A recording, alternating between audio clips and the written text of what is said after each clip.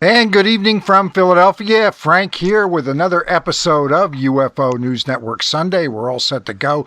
Let me not waste any time. It is the holiday weekend, so we want to get this one knocked out pretty quick. We should actually probably be able to keep this show under 2 hours for sure. So let me bring in my co-host for the evening, as always, Chant Hannah. Chant, how's it going today? It's going great, Frank. Thank you so much. I look forward to the show tonight. Yeah, I could tell.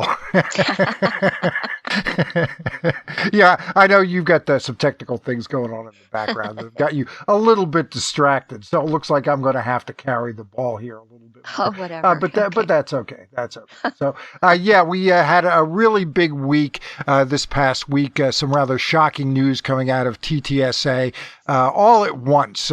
Same time, same bat channel, same station and all that.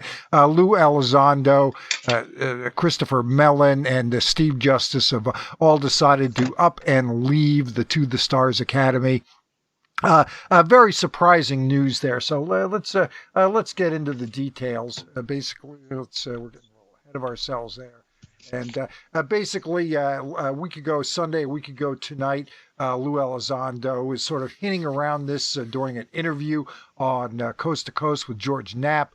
Basically indicate, and then the following day, Monday, he indicated that he, Chris Mellon, and Steve Justice would be leaving the To the Stars Academy. This was posted over on Knapp's Mystery Wire website. Elizondo indicated the current UAP task force is but basically he, Mellon, and Justice are out at the To the Stars Academy. Hang on a sec here. Let me go to this next slide. And basically outlined what he accomplished. As far as he's concerned, it's all done, basically. In the last 3 years, you had 3 videos released that were on U.S. government systems, had 3 videos confirmed to be authentic by the U.S. government, have 3 videos that detect truly anomalous characteristics admitted by the U.S. government, the U.S. government admitting that the ATIP program is real. You had the U.S. government admitting at various stages that ATIP studied UFOs. You had senior members of Congress acknowledging ATIP was real. You had classified briefings being provided to key congressional members and their staff. You had the establishment of a UAP task force. You had military eyewitnesses coming out now in public having the conversation. You have other countries like Japan now wanting to share their UAP information. You had major media outlets now reporting on and taking seriously the UAP topic. And also he mentions the interview with CIA director, former CIA director John Brennan. We'll talk a little bit more about that later. So basically, he goes down the checklist of what he feels that he's accomplished over the last 3 years, and I certainly wouldn't argue with that. Let's see. Let me see if I can find this other quote here. Real quick. There we go.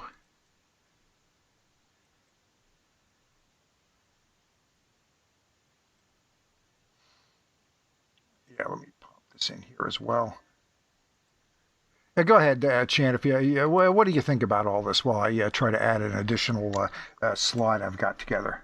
Well, I don't think this decision was made overnight. I think it sounds to me intuitively sort of a long time coming. Maybe long time meaning if a long time to somebody's, half a year or a year or something like that. Maybe even less time than that. But I don't think this was just something that was like a rash decision. It sounds like it was very well thought out by these folks who decided to move on from TTSA.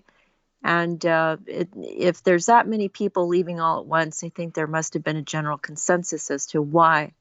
In other words, common denominators between all of those people as to why they would be leaving at the same time.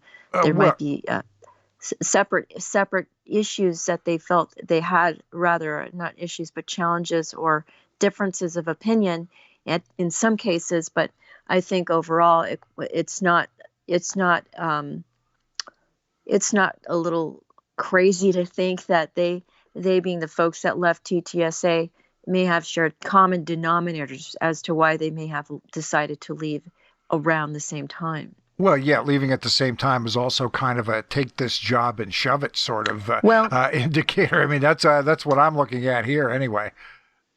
again, I have to be as conservative as possible because um, I just don't know, and I know, that's sort of like the thing is talk show hosts, they're in the position of, at times needing to speculate, which makes sense. But in this case, I want to be very careful because we might find out years later something completely different, like a totally different story as to what really happened. So, for right now, I'm just going to say it sounds like there may have been common denominators amongst the folks that left, but I'm not sure exactly what it is. I think that Lou, out of all of them, might be a little bit more verbal for a while regarding why they did leave, but I imagine that Mellon might come out on, mainstream media, maybe a while from now, and indicate his perspective as to why he felt the way he did as far as leaving. Well, they have to be a little bit concerned, you would think, about the public relations of it. And again, you're right. I mean, we speculate here, but we're speculating on what we're seeing. It's a fact. I'm not sure that they're worried about the public relations of it if they aren't with TTSA. Now, if they were still on the team, sure. But, they don't have to abide by TTSA's public relations worries or challenges, so to speak. But they don't, but they don't have to sort of stick the knife in either. And that seems like that's exactly what they did here. I've got another slide up now. This is the quote I was looking for. I should have popped this into the slideshow. And you've got these slides too. I think you'll be able to pick it up. This is, again, a quote from Elizondo going back to his Sunday night interview on Coast to Coast with Knapp. I'll tell you from my perspective, I love my friends at TTSA. They are incredible human beings. But I also have to say my mission has always been very clear, George, and that was to push disclosure forward. That's it. I think after 3 years, I can look back and I think we've achieved much of what we set out to do. TTSA, it's no secret, also focuses on its entertainment division. And, let's face it, guys like Chris Mellon, Steve Justice, and myself, we're not entertainers. So very much like the History Channel project, we have accomplished our mission success. We have done more in 3 years collectively than anybody, I think, really expected us to achieve. And I would certainly agree with that last sentence. But again, I mean, what's telling here is, I love my friends at TTSA, but again, he doesn't give any mention to DeLong. Let's face it, the guy he was sort of the tip of the spear in terms of getting this entire project attention early on and through that startup phase. He faded out, and there was always a lot of talk, a lot of rumor that his behavior was at times less than professional, and that caused some real problems there. He was basically invisible during the second season of the History Channel show. So there have been some issues there. But by the same token, it seems like they're really kicking these guys on the way out. That during a... Hang on a sec here. Let's get to it. Okay, next slide here. This coming from a To the Stars Academy, the transcript of an investors meeting where it's brought up that this was already been an issue for To the Stars of people coming and going. And there's always that kind of natural attrition. You're going to have that. But very early on, Gary Nolan was on, and then he moved along. And I won't get into the details of all that. I think it's been discussed here in the past. And then Colm Kelleher, he was on. Then he moved on, but they kind of moved on quietly, and they didn't do it right at the same time. This is very loud. This is going out through George Knapp's different media outlets, Coast to Coast, and then his Mystery Wire, and it's all happening at the same time. Again, I can't view this as anything other than a real kick at TTSA. I just can't do it that way. If they really cared about their friends over there, I mean, why sort of bunch up and walk out the door all at the same time? why would you do that? Okay, one guy leaves quietly at one point.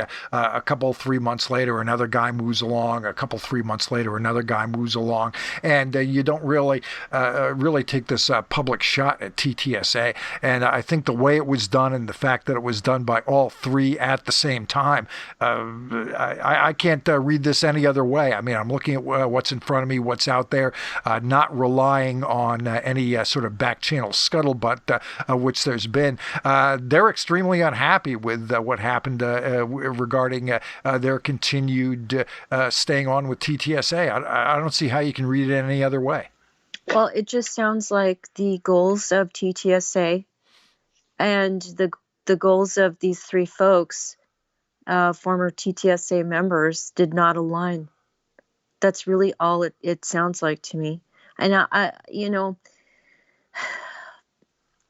I think there's plenty of folks who have left companies and still remain friends with the team that they left. And so hopefully again, this is when you're talking about individuals, you move on. People have reasons for moving on. Colm Kelleher in the past left NIDS. That was the key catalyst for Robert Bigelow's NIDS getting shut down. But he had a stated purpose for wanting to leave. He was wanted to go off and do cancer research. Then he hooked on with To the Stars and really was not a high-profile member. And then he kind of moved along from To the Stars. But again, rather quietly. He didn't use George Knapp as his sort of his exit point. And what I'm seeing here, I think there was some real problems, and they have been discussed, and somehow it really came to a head. And what I'm seeing is, in terms of bringing that to a head, is of course 2 weeks ago. 2 weeks ago we had a little more than 2 weeks. Well, 2 weeks before this happened, this mass exodus happened about a week ago, roughly. And again, 2.5 weeks before that, you had Tony Bragalia's story over at UFO Explorations, going into some detail regarding the business background of new business director Christopher Mizer.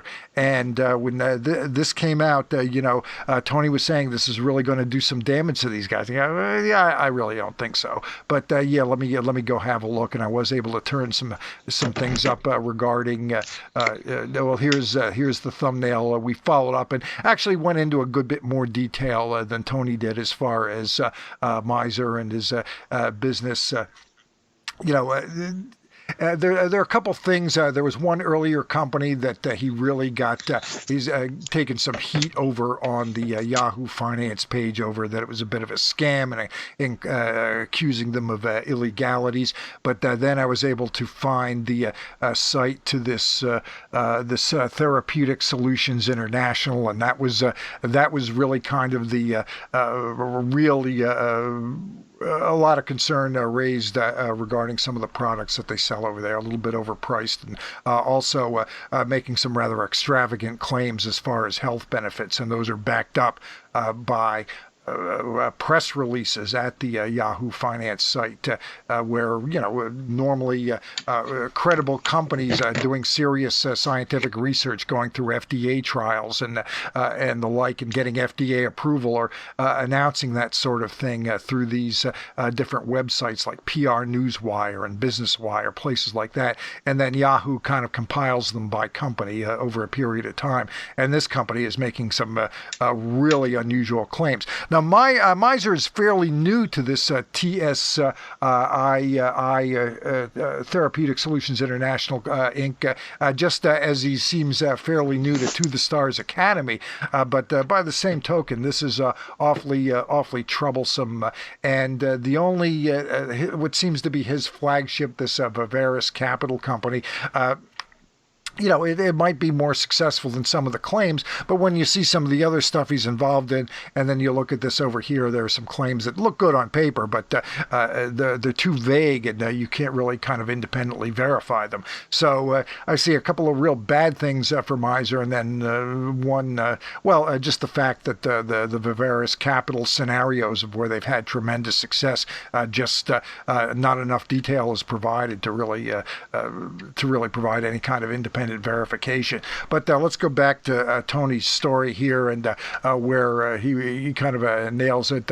Obviously, he contacted me, and I found the material about therapeutic solutions, and the nutraceutical division certainly straddles the line relative to FDA regulations prohibiting making claims for such products being able to diagnose, treat, or cure any disease.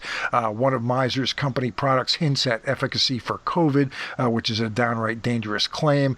Not only that, but the supplements that they offered are sold for prices that are many, many times the cost of similar products. This is a very serious matter, and one must wonder if DeLong knew of Mizer's reputation. If he didn't, he should have. If he did, Mizer should never have been brought on board. And again, coming 2 weeks before this mass exodus, Chant, I have to think that, if this wasn't the final tipping point to push these three guys, again, 2 weeks and change after all this came out, if this wasn't the final tipping point in terms of pushing these guys out, you have to wonder what they know that we don't, that did bring them out the door. Well, you know how I feel about that, Frank. I don't think it had anything to do with it. I think it had 0% to do with it.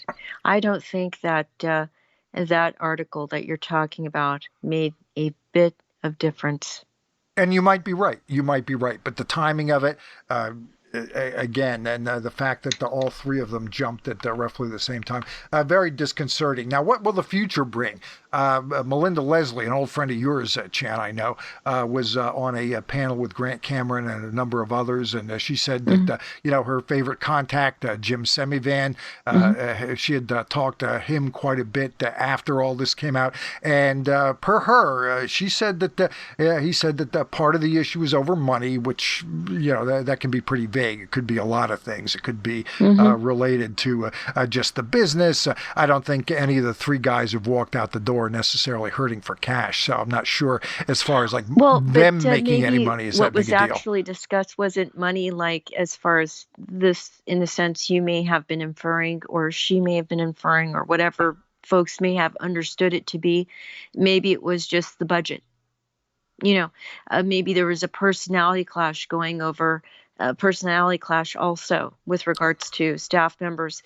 That can happen, and if there's not a good mediator there, meaning with the company, I don't know that they had an HR division. Well, no, they weren't big enough for all that. No, they right. weren't. Yeah, however, it's a small operation. It's a small operation. Let me finish. It doesn't mean that a company that doesn't have an HR division or a mediator-like department, dedicated to that kind of effort, that a person cannot be hired to do so. It costs like a measly, $100 or less or slightly more per hour to hire somebody to do mediator-like efforts.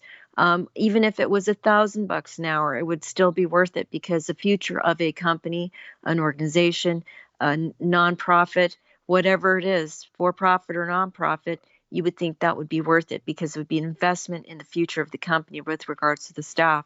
Now, as far as money goes, if there was some kind of challenge going on there, to me, again, if there could be no consensus regarding, say, money, a budget, we'll just say budget.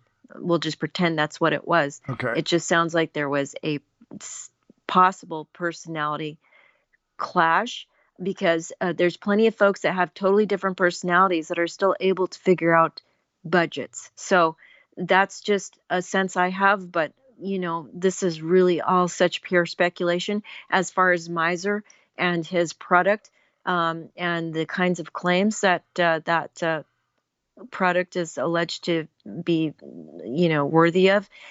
I cannot tell you how many times makeup companies or companies that make lotion or other products that are kind of superficial, not really necessary, but, beauty products, they made outrageous claims all the time until the FDA finally stepped in for some of these big, huge corporations that were multi-million-dollar corporations at that time. Right. And had to crack down on them. So, yeah. So they get the cease and desist.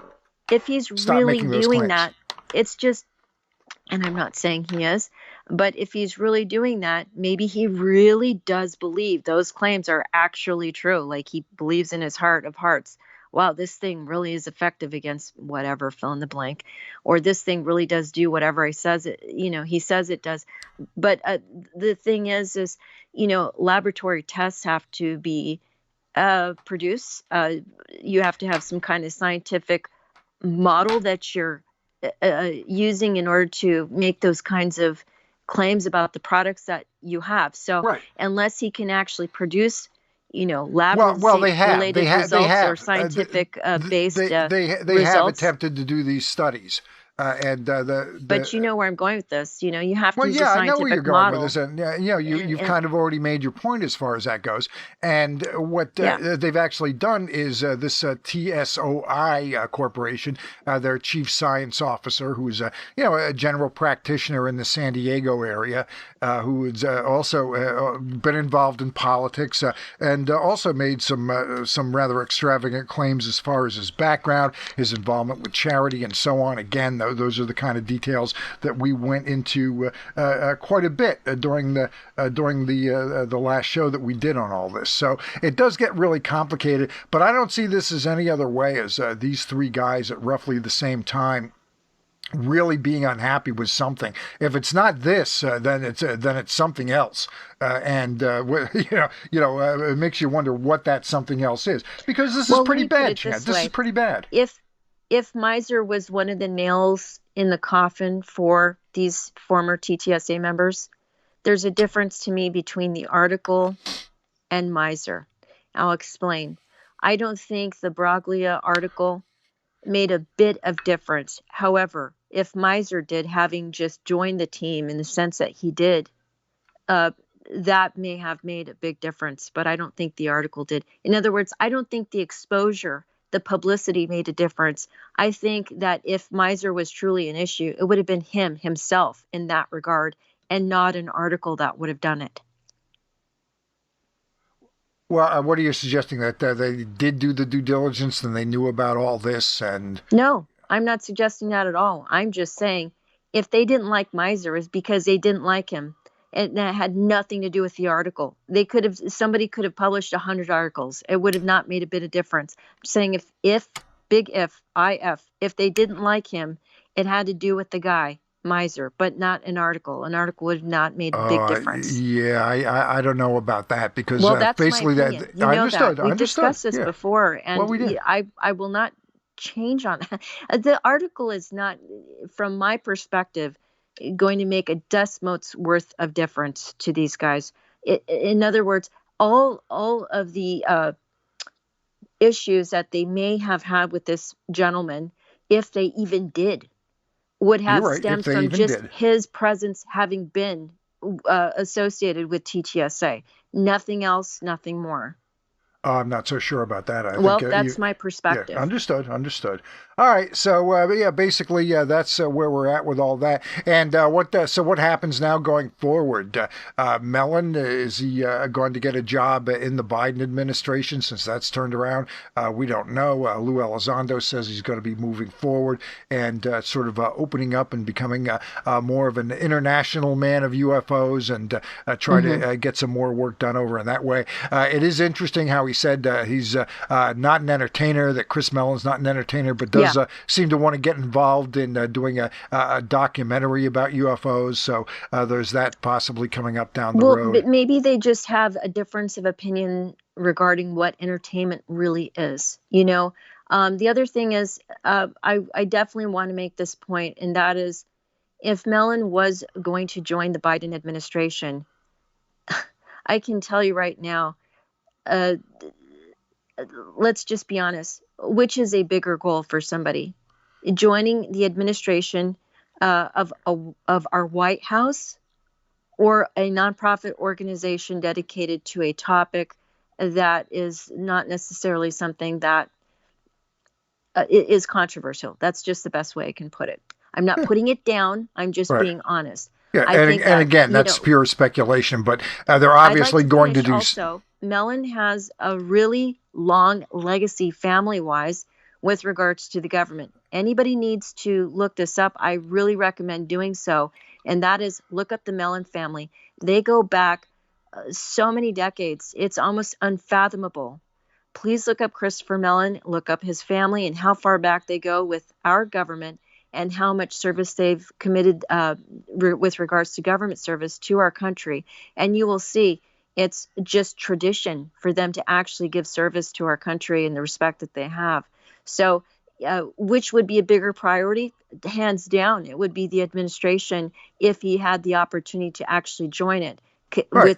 And again, okay, TTSA. So following up on that point, you would think if he's going to do that, then he simply waits and he gets his gig and he says, hey, I'm leaving TTSA to go do this. You know what I'm saying? You're leaving to go do something. It is actually possible that these folks that left did have various reasons that were different from the others and left of their own accord in a simultaneous manner. Now, yeah, but why? But why would they do that? Why would they do that though? Why would they do that?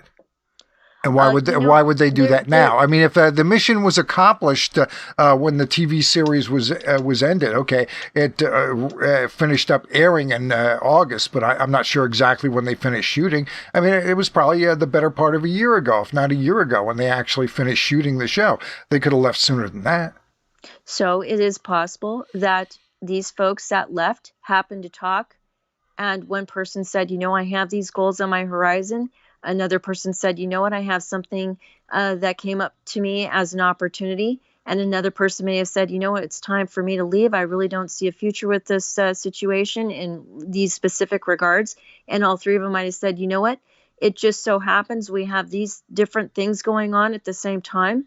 And, let's just go ahead and leave at this allotted time, since we all have these, these kinds of different things happening in our lives. It is possible. I'm not saying sure. It is possible. It is possible. But at the same time, if you care even a little bit about what the To the Stars Academy provided these guys as far as a platform to move this forward, then you have to wonder why did they coordinate their exit? Why did they coordinate them a platform to move forward so much as think they it did. may I think have it helped absolutely did. TTSA to move forward with TTSA's platform. Then it was a combined effort, and why wouldn't you sort of combine efforts to extricate yourself rather than these three guys all jumping ship at once? And basically I see this as sort of honestly a take this job and shove it kind of departure. I really do. I know it sounds like the easy way out to say this, but it is more realistic from my perspective for me to actually just say that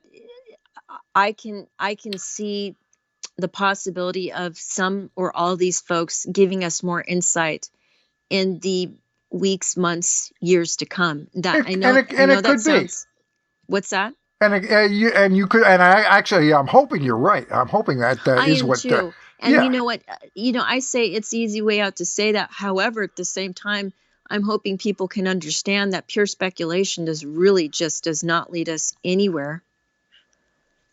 Yep, but a lot of it is all pure speculation, but at least I think we've kept our speculation based on fact, which is what you really kind of want to do, So, go ahead. I was going to wrap this segment up. Then you and I have our own entertainment division, and that is arguing. We're known for it. So that's right. That is correct. Absolutely correct. Yeah. Well, we debate these things back and forth, and this has come up too because you're seeing a lot of the haters. Okay, they're sort of gloating about this, and then you see a lot of the fanboys are trying to find some kind of a silver lining in this dark cloud. And I think that we have been really consistent as far as being objective. We've been very neutral. Giving credit where it's due and criticizing where it's not. Where we think that's due too. When I said the word neutral, but that's actually wrong. The best thing I can say is objective. We've been objective to the best of our ability and also judicious. We've been very balanced as far as reporting on TTSA. We've tried to do it in a manner that's not biased, and I think we've achieved it because I can't think of a single show we've done where we put down this organization. I don't remember doing that, and I also don't remember building them up either. I just remember stating factoids about them here or there, but I didn't really go at length as far as talking about them very much. Yeah, and not again, backwards. you sort of judge the bottom line, and that quote Yeah. from Elizondo where he ticked off his accomplishment list, and you can't argue with any of those things. The world has really changed a lot in the last 3 years Well, as it far as sounds to UFOs me are like concerned. he's saying he has done the best he can. And if at the end of the day that's what you've done, then that's the best you can do. And now he's moved on. Yeah, And and he is going to stay. At least he says he is right. going to stay on with trying to get more UFO information out there and Which work towards again, that. I know it sounds obvious, but it sounds like, again, blazingly obvious, but his agenda and the agenda of TTSA are two different things at this point, and they do not actually meet each other halfway in that respect. So, Understood. And there has been, going back like from day one, regarding DeLong, some issues within the organization and so on. So that has sort of continued. And we've talked about those things. We've talked about those things in detail, too. It gave us something to talk about over the last 3 years. But by the same token, you sort of judge the bottom line and you point out those, what you feel are mistakes along the way, yet by the same token, again, you judge the bottom line, and it's been a net big plus for these guys over the last 3 years.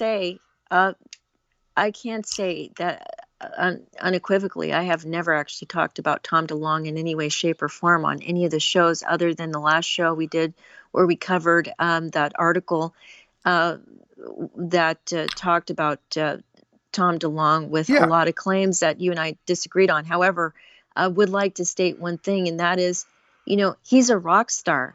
It's just like if people feel like he did some silly thing or whatever, it's not like he was a CEO of a corporation before he came in. Right. This guy, his lifestyle is completely different. They knew what they were getting into when they were dealing with him.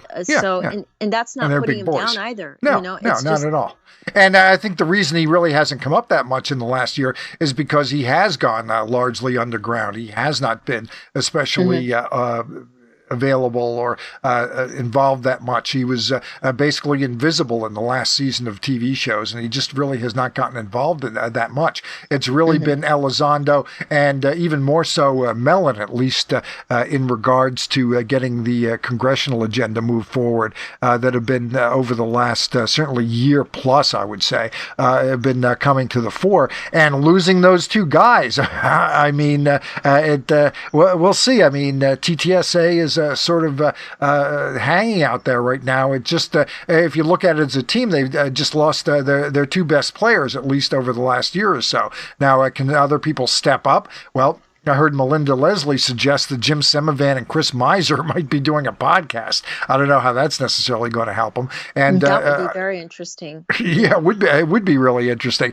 And we'll see. I mean, Jim Semivan is still there, and he's still a top key guy on the corporate roster. And we'll see what he's got. I mean, we'll see what he can do. Well, it's not unusual for some of these folks that are left over in a team that has been fragmented to start recruiting other people. And that's always a possibility circles. Too. Sure, absolutely. So, and that's just par for the course. That's just normal business, so to speak. Yeah. So again, attrition is normal. They fill in. Yeah, attrition is normal. There's no question about that. Right. That is part of the game in any organization. But again, what's really key is making sure, and I know they know this, I'm just stating, that what's key is really important is that they actually find somebody with the right resume, the right background to actually join the team. And hopefully they will find folks that are not woo-woo, but actually find folks that are really interested in finding out more about this topic in a science-minded way, while keeping in mind that this phenomenon may not be explainable with the kind of scientific model that we use. Which is a very difficult thing to do. Yeah, I would also expect anyone looking to join this organization, doing their due diligence in terms of joining it, are going to be asking the question, why did these three guys bolt right at the same time the week before Christmas? Something. Yeah, but at the same time, they may not care. That person that might be interested if they in like the offer enough, they might. Yeah, they may actually just feel like they have a passion for whatever it is, and they feel like they have a lot to add. And another thing that people need to consider is the identity of TTSA rests on the shoulders of who is there, not just who's left. And so, for example, I'm just going to give a kind of a different example. Let's just say this is a band and they lost a few members. You gain some more, and you can either keep the old identity of that band or have a new one with the new members. It's that Right. simple. Right. But they have to go out and do that, and we'll have to see as Lou Elizondo embarks on his solo career, to steal your metaphor, Chant. We'll see how that works out. Well, I don't think anybody will disagree with me that knows rock history, and that is when AC/DC, when the original singer died, almost overnight they got a new singer, and that, I believe, added to the ability for that band to continue on in a successful manner, because they did not stop at all. They continued on in lockstep together. They just moved forward, and they're still popular today. And that's my point with TTSA. If they want to keep this organization around, the success of it, really part of the formula is finding folks very fast that have really great backgrounds and moving forward. And we'll see if they can get that done. Or, there's also the other possibility of people who are still on board just stepping up and doing more. That can happen too, when you've got somebody who is no longer available to the lineup. So I think one last thing, the stockholders.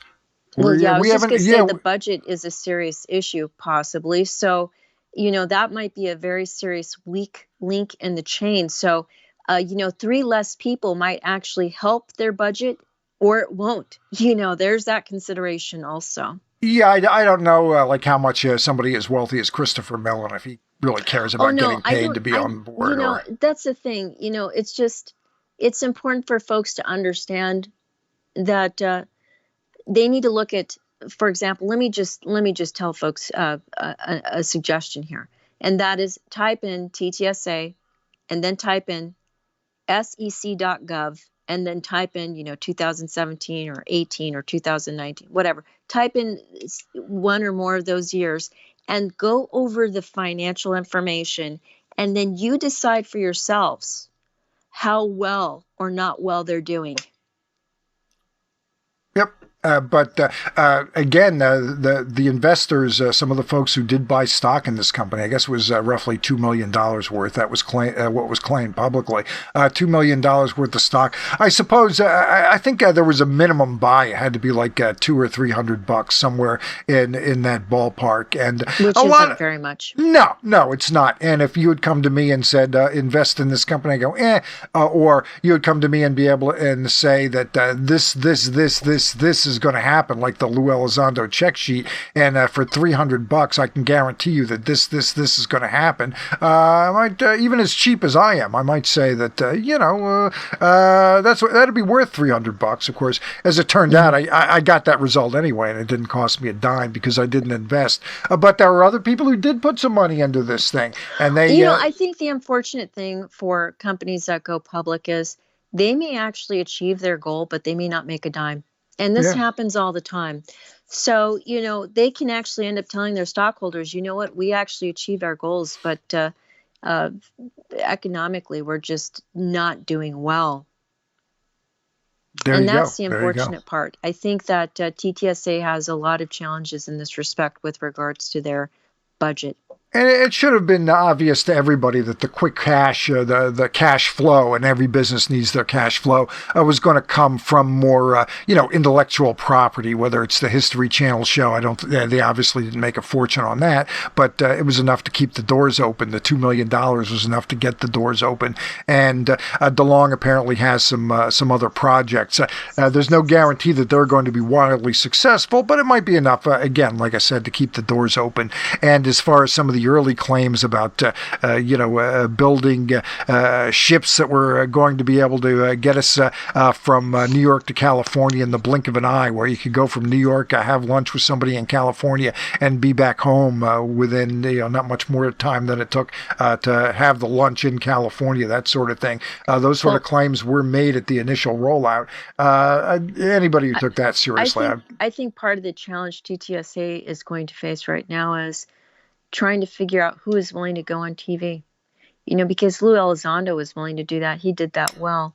Right. And, who's left that will actually have the same kind of wherewithal and courage to do that? It's a very difficult thing to actually agree to sign up for a TV program and then do a series and do it well. And have to be able to go out and promote it and do those interviews right. to get that and promoted. So I don't know that Jim Semivan or any of the other folks that are left have that kind of personality to do that, or that they, maybe they have the skill sets to do it, but I don't know if they have the wherewithal, the impetus to actually want to follow through. Do they want to do it? And then the other guy left over is the guy who was doing it before they actually rolled out the carpet and in the early stages, and that was DeLong, and apparently that didn't work out so well. Right now, the kind of combination of things that they might need, that they might be looking for as far as the next folks, that would be folks who have actually a strong track record of having been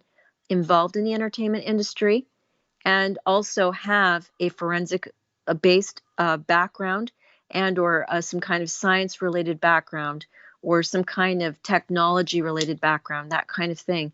Wow. The kinds of things that TTSA needs in order to continue on with their goals. So again, those kinds of mixtures of that kind of formula. Yeah, that might be kind of tough to find. I don't know that it would be. I mean, Hollywood has all kinds of types, and I think it's totally possible for, I'm just saying that I don't think it's going to be impossible. That's actually what I was thinking of as you were going through that checklist of abilities. I was thinking more somebody in the scientific realm who could go out there and do that, but someone who would be articulate enough and very good. I mean, ideally somebody like a Michio Kaku, who wouldn't do it, but somebody like him. The neat thing about Kaku is he doesn't mind being the limelight. He's comfortable with it, and he's a real natural when he's on TV and all that, and he does interviews. He has absolutely no qualms about it, and folks really love watching him and listening to him. They need to find somebody with that kind that is that. Yeah, I would say more from the scientific realm. But again, some scientists are very good in that kind of situation, but not all of them are. So there's that. So if they find the right guy. I'd like to give an example of Dr. Kevin Knuth. Okay, he actually has given talks in 10 different countries. That's just amazing. Dr. Kevin Knuth has given many, many lectures worldwide, and it takes someone with that kind of ability and personality and skill sets to be able to address a crowd that they either can't see because they're being filmed, or they can see and they're not afraid. They're that confident about what they do. He would be that. And actually, it probably wouldn't be a bad idea for TTSA to maybe look at the entire roster of the SCU. See, hey, maybe maybe we can get. I'm sure that has been a consideration. That would be an area to go prospecting. It seems like maybe they have to go out and do some prospecting. There's some also recruiting. A lot of young scientists out there, like Deep Prasad, for example, who have the social skills and the ability to take on challenges with a lot of savvy and.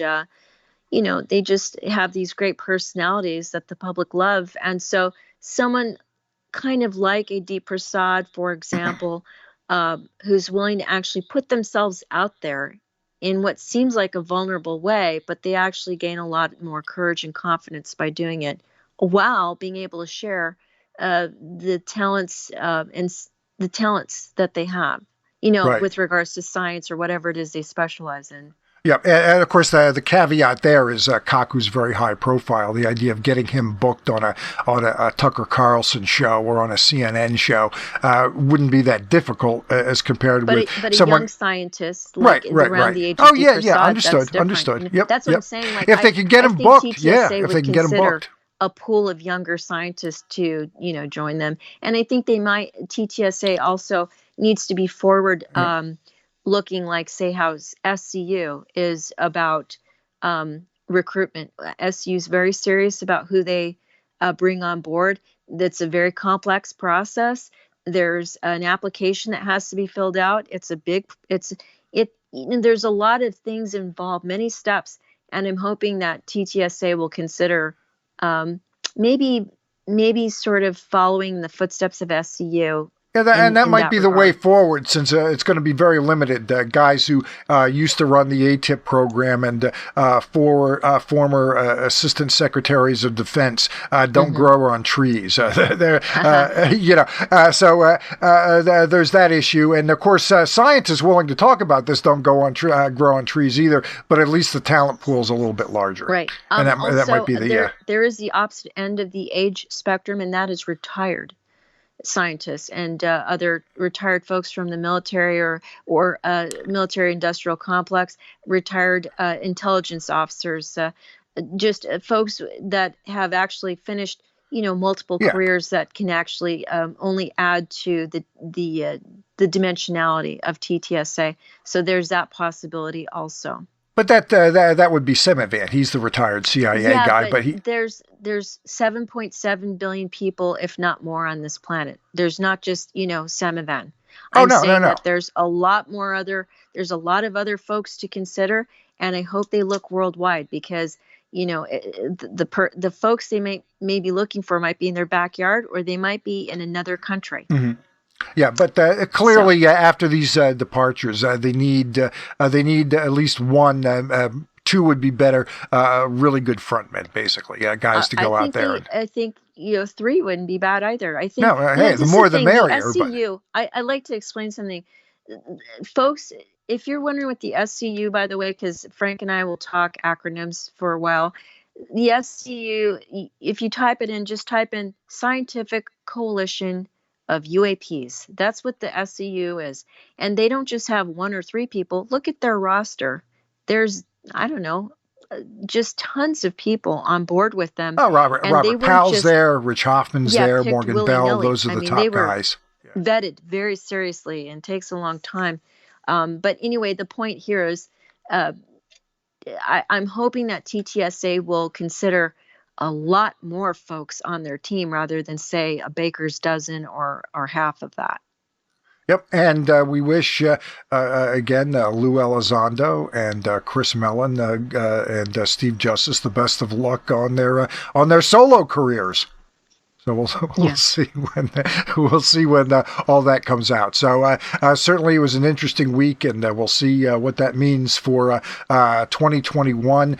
Certainly over the last 3 years, we've had some real slow periods, and it's run hot cold. Sometimes it runs very very hot. Sometimes it runs cold. This past week has been kind of hot. But what that means going forward and how quick the new year is going to go off with some bombshells.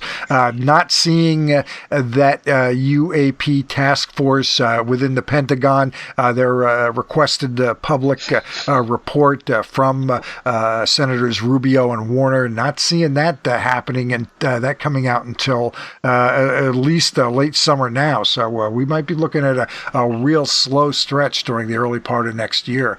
But be that as it may, more stuff does come out, and the ball is in play. I'm pretty well done with this particular topic, Chant. So unless you've got something to add, we'll move on to topic 2. Well, I'm not sure I'm saying his title correctly, but the Israelis' former space commander in his story was kind of interesting. What were your thoughts on that? Well, it seems like what happened with that guy is that he has looked at a lot of the material that's out there in the UFO field, and even in the interview itself, he more or less acknowledged that he doesn't have firsthand experience with the stuff, but he's basically believing what he's reading. So I think that's about where we're at with that. I probably will gain a few haters or maybe fans by what I'm going to say, but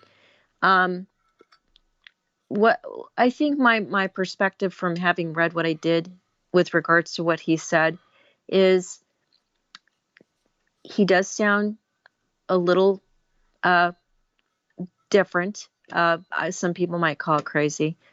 However, let me just put it this way. We're involved in the topic of ufology, which encompasses a lot of interesting things. And so if people listen to me on my talk shows with you, I probably sound a little crazy to folks who Could be, are not but yeah, used to the we also ufology filter a topic. lot of material out. There's a lot of And I material that also would like to point out to people, please don't think we have not heard an awful lot of stuff, okay? Because, and I'm not saying we've heard it all either, but we've heard quite a wide-ranging grocery list worth of different things with regards to ufology. So it's not like this is our first rodeo. Okay, I pretty much heard everything he ever spouted in, some of those articles written about him with regards to what he said many times before.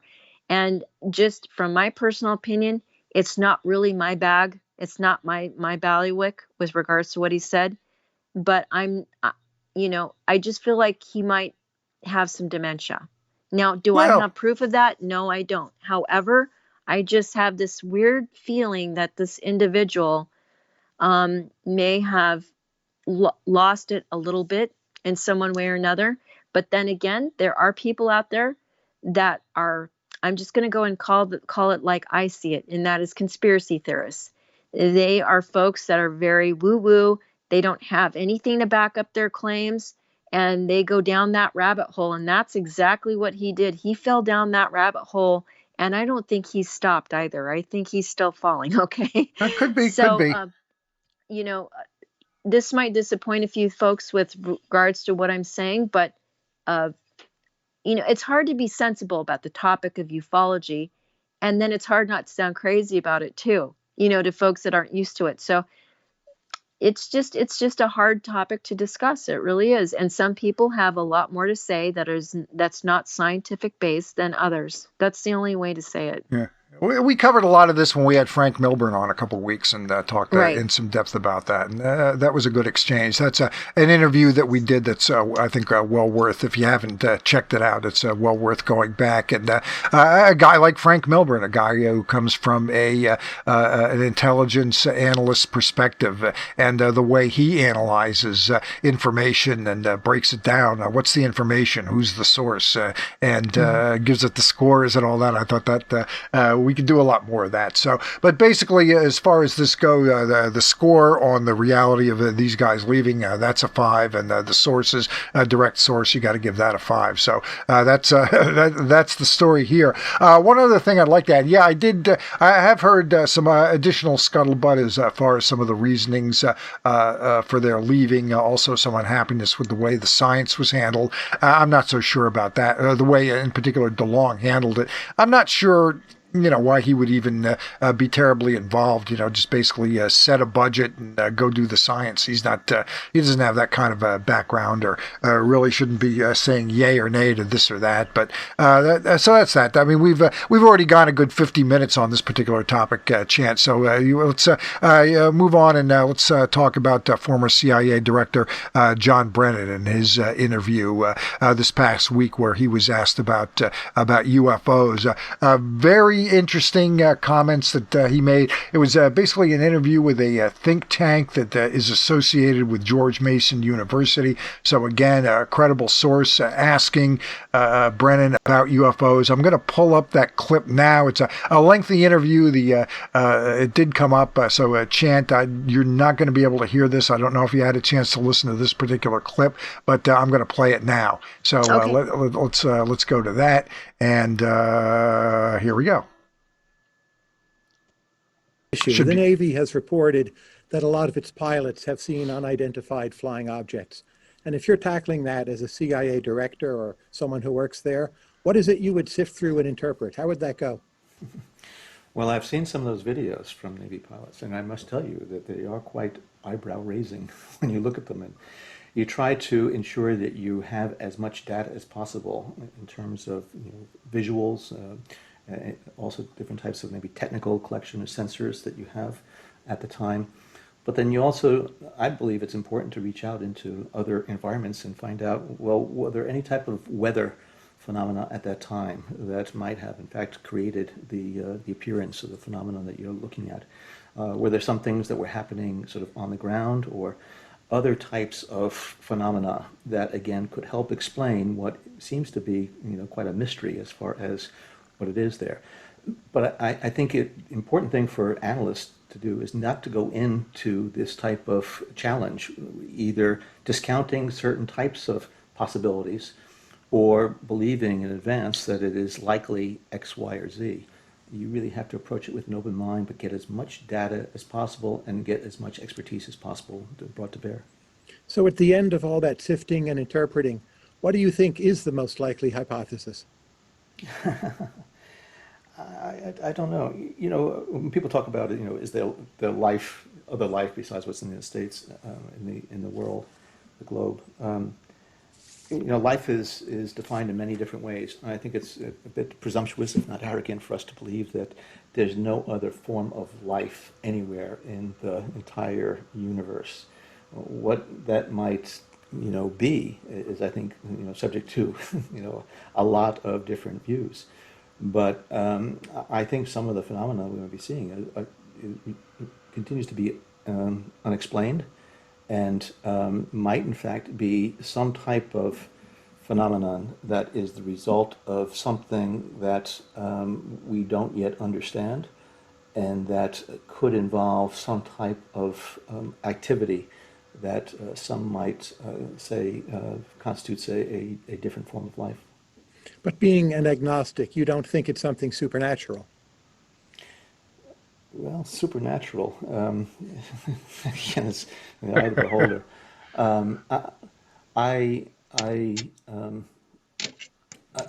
not going to discount things. That's why I'm an agnostic as opposed to an atheist. I just want to leave my mind open as to what something might be, but who knows what these things might be. Now, as I understand how the CIA works, inside the CIA, Okay, now they move off to another topic, but some really interesting comments there. He does seem to be open to the fact that some of these UFOs might be some form of ET. A very compelling admission there. And another comment that he made talking about weather phenomenon. That is something that I think TTSA, or at least Mellon and Elizondo, have done a very good job in terms of sort of eliminating that from the conversation. That's kind of an old school, well, it's just weather phenomenon, canopy reflections, sun dogs, temperature inversions, that type of thing.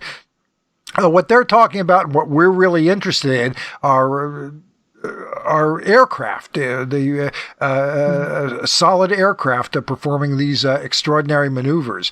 And so I think listening to Brennan there, he clearly comes from the old school that, you know, it's possible, and that he threw that in because I think that debate point has largely fallen by the wayside. It's not to say that some people see or think they see UFOs that are in fact, you know, canopy reflections, sun dogs, that sort of thing, temperature inversions, but that those aren't the cases we're interested in. We understand that that does explain some of those cases. The cases that get explained, we're not interested in those. We're interested in the ones that can't be explained, and the ones that have some very good, solid evidence. Well, we're also.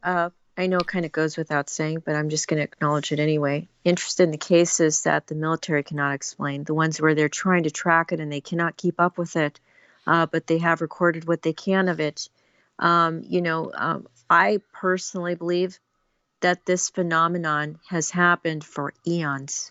And I also believe at the same time that our government, which has not been around for eons, has been recording it as long as they have been able to record anything at all, technology-wise. So, and I also think at the same time that our government and other first world and possibly second or third world governments have archived, collected, collated evidence, so to speak, possibly radar proof of this kind of subject matter, and they're not revealing it. And I think that there's just different levels of, classification regarding whether people can know about it or not. So this director, is he privy to all of the data that the U.S. government has? Probably not. But I think he's not stupid, and he knows that there's something out there. Okay. All right. So, yeah, really, we got this one done in an hour. And do you have anything to add before we wrap up? I think we did a good, tight show. Well, I just wanted to tell our listeners, I'm really sorry if I have hemmed and hawed tonight. I'm actually doing this show by phone because I have, been working on another show that I did. I'm not going to give a lot of information out on it, but it was a show that had nearly 24 people on it. And I'm actually in the throes of getting that finished. And so my laptop is monopolized right now. It's being taken up Your sound by is that good. effort. Yeah, your sound is good. I don't have you on video. But yeah, so I'm on my phone and I've never actually done a show by phone before. So I'm used to, how you have a comfort level and, things seem a little bit better that way. I'm used to being in front of my laptop and doing a show. And being on camera so everybody can see you. No, I don't really care about that so much as just being able to, sit in my little spot with my microphone and my laptop. But instead, I'm doing this all by phone. So it's a little different. Kind of, I'm out of my element. But anyway, I hope everybody has a lovely New Year's if we don't do another show before then. Yeah, you never know. It might happen. But if not, I hope everybody had a Merry Christmas and enjoy your new year. I'm certainly enjoying my downtime from work. Nothing wrong with that. Time off from work is always worth celebrating, regardless of your religious beliefs and what holidays you celebrate this time of year. Always happy about that. So I still have a little bit more than 2 weeks before I have to go back. So definitely looking forward to. And if something should come up between now and then, we'll be in a position to get something out to you fairly quickly.